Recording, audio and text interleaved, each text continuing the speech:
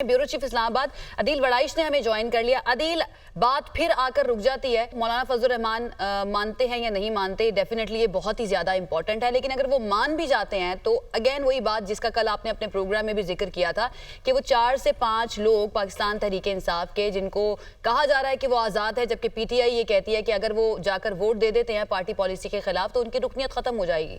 तो वो 4 से 5 लोगों वाला मामला जो है, जरा एक मरतबा फिर से उसको एक्सप्लेन कर दीजिएगा। देखिए, कल जब सुप्रीम कोर्ट ऑफ पाकिस्तान का एक वजाहती फैसला आया था और उसमें ये कहा गया था कि वो जो 41 अरकान हैं उन 41 अरकान के हवाले से जिन्होंने अपनी कॉन्सेंट दे दी, जिन्होंने ये बता दिया कि वो PTI ज्वाइन करना चाहते हैं और PTI ने उसकी तौसीक कर दी।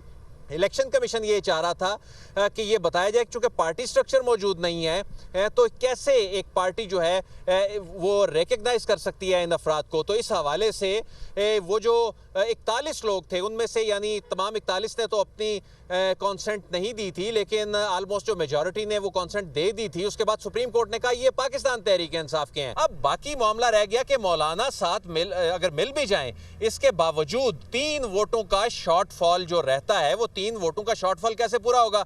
वो 3 वोट्स का शॉर्टफॉल जो है उन आज़ाद अरकान से पूरा होगा, जिन आज़ाद अरकान जो कौमी असम्बली की वेबसाइट पे अभी तक उनको आज़ाद डिक्लेयर किया गया है, जो बाजोड़ से मुबारक ज़ेब हैं, इंडिपेंडेंट हैं, वो उस एनेक्सर उन दोनों फहरिस्तों में शामिल नहीं है जो सुप्रीम कोर्ट ऑफ पाकिस्तान ने 12 जुलाई का फैसला दिया था।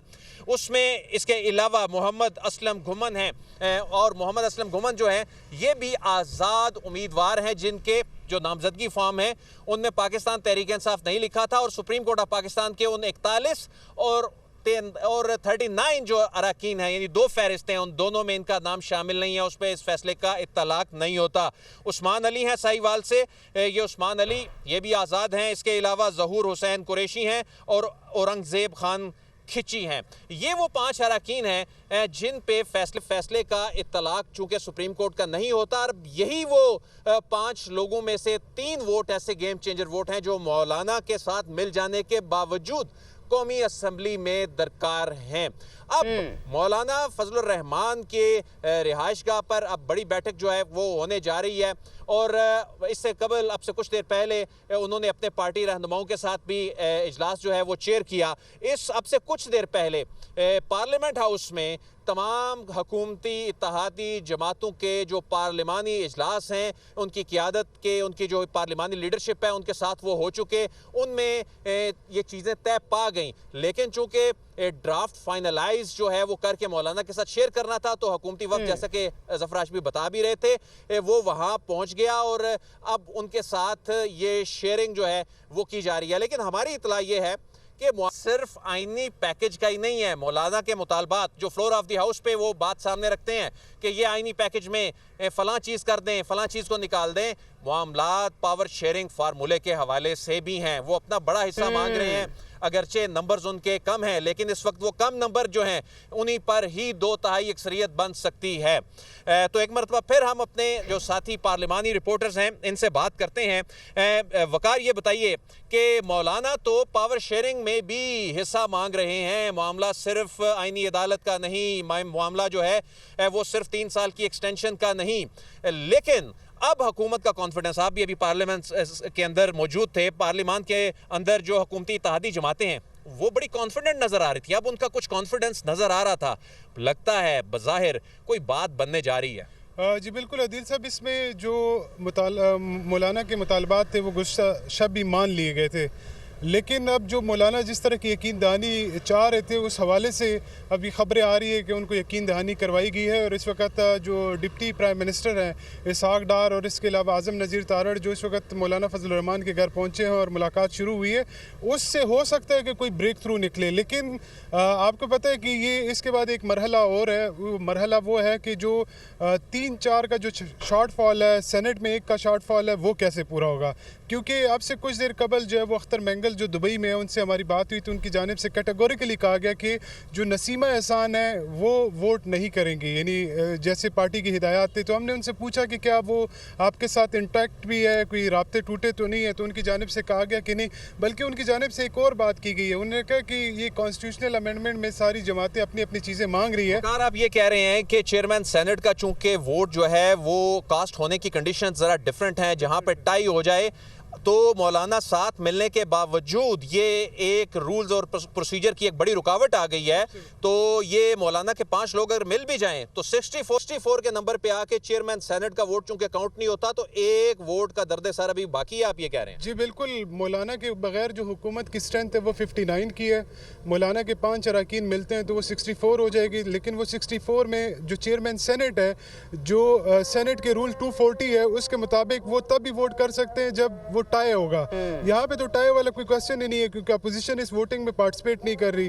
तो वो एक वोट वो देखना है कि सेनेट में वो एक वोट की, क्योंकि जो 63A है उसमें जो सुप्रीम कोर्ट का फैसला है उसके मुताबिक तो काउंट नहीं हो सकता। अच्छा, इस आईनी पैकेज के हवाले से वकार हम नाजरीन को बताते चलें कि 63A डिफेक्शन क्लॉज वाला मामला जिसमें सुप्रीम कोर्ट ने एक बड़ी कदगन लगा रखी है, वो बैरियर भी टूटने जा रहा है। ऐसी भी कोई तजावीज़ जो हैं इस आईनी पैकेज का हिस्सा है ताकि आगे मामलात बिल्कुल ही ठीक हो जाएं, उन लोगों को भी इस्तेमाल किया जा सके जो हुकूमती इत्तेहाद का हिस्सा नहीं भी हैं और उनको भी मैनेज किया जा सके। तो एक नया एक दरवाज़ा जो है वो खुलने जा रहा है। जो फ्लोर क्रॉसिंग का मामला ये बाब ख़त्म हो गया था। जी बिल्कुल, इसमें जो हुकूमत है उसका मौक़िफ़ डे 1 से एक था कि क्योंकि जब सुप्रीम कोर्ट में इसकी तशरीह हुई थी तो सुप्रीम कोर्ट ने कहा कि वो अगर फ्लोर क्रॉस करता है तो उसका वोट काउंट नहीं होगा, लेकिन वो डिस्क्वालीफाई हो जाएगा। अब ये 2 चीज़ों पे हुकूमत ने अपील भी की है, लेकिन वो अपील 1.5 साल से अभी पेंडिंग है।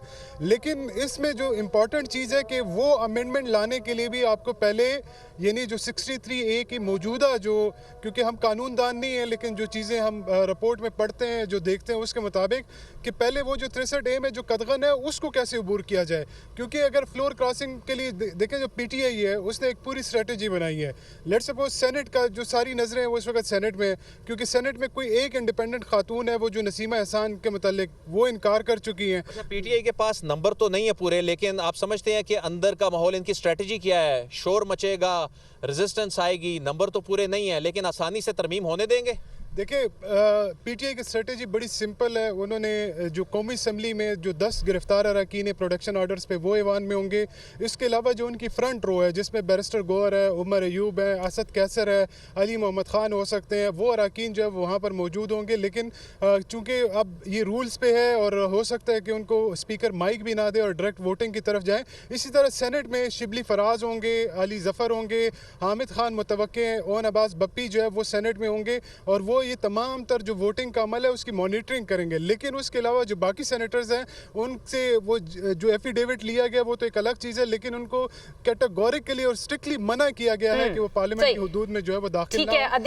अदील आप हमारे साथ मौजूद हैं और वकार सैयद हमारे साथ मौजूद है। बड़ा पूरा अच्छी तरह से एक्सप्लेन किया है हमारे नाजरीन को समझाने के लिए कि इस वक्त वफाकी दारुल हुकूमत की क्या सिचुएशन है। एक अहम खबर अपने नाजरीन को हम दे देते हैं यहाँ पर कि मौलाना फजलुर रहमान की ज़ेर सदारत JUI की पार्लिमानी पार्टी का इजलास हुआ है और मौलाना फजलुर रहमान ने हुकूमत और अपोजिशन के साथ मुलाकातों से पार्टी मेंबरान को आगाह किया। इस इजलास में सेनेटर कामरान मुर्तजा ने आईनी तरमीम से मुताल्लिक पार्लिमानी पार्टी को ब्रीफिंग दी है।